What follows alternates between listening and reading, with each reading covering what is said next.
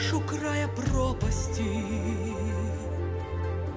и над тобой сгущает небо тучи,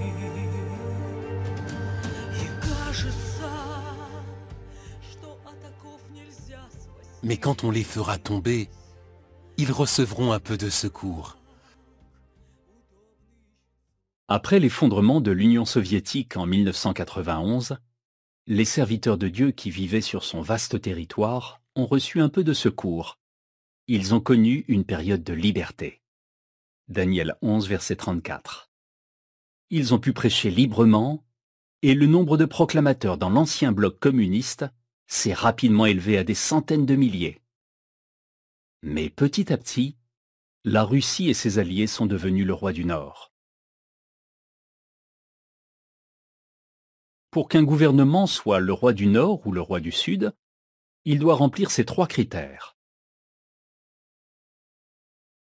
Premièrement, avoir une influence directe sur la vie des adorateurs de Dieu. Deuxièmement, se comporter en ennemi de Jéhovah et de son peuple. Et troisièmement, rivaliser avec l'autre roi.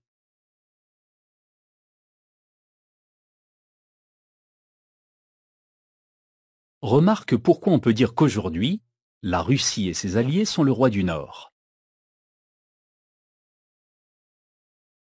Premièrement, ils ont une influence sur la vie des adorateurs de Dieu. Ils persécutent les quelques centaines de milliers de témoins qui vivent sur leur territoire, et ils ont interdit leur activité de prédication. Deuxièmement, leurs actions indiquent qu'ils détestent Jéhovah et son peuple.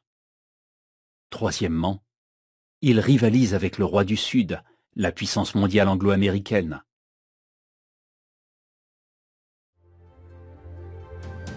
Борис, благословение впереди,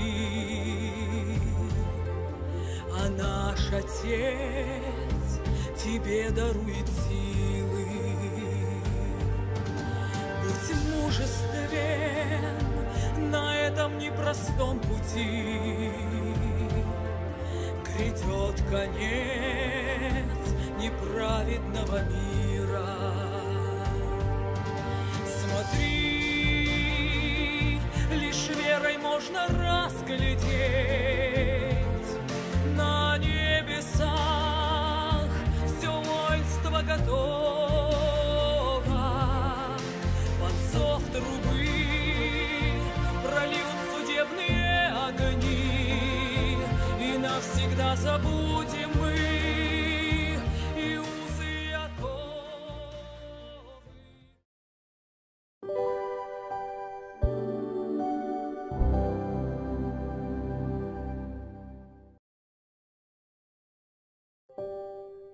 Qui est le roi du Nord aujourd'hui?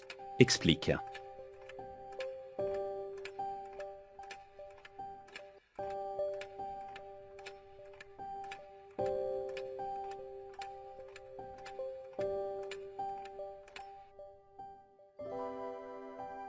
Mais petit à petit, la Russie et ses alliés sont devenus le roi du Nord.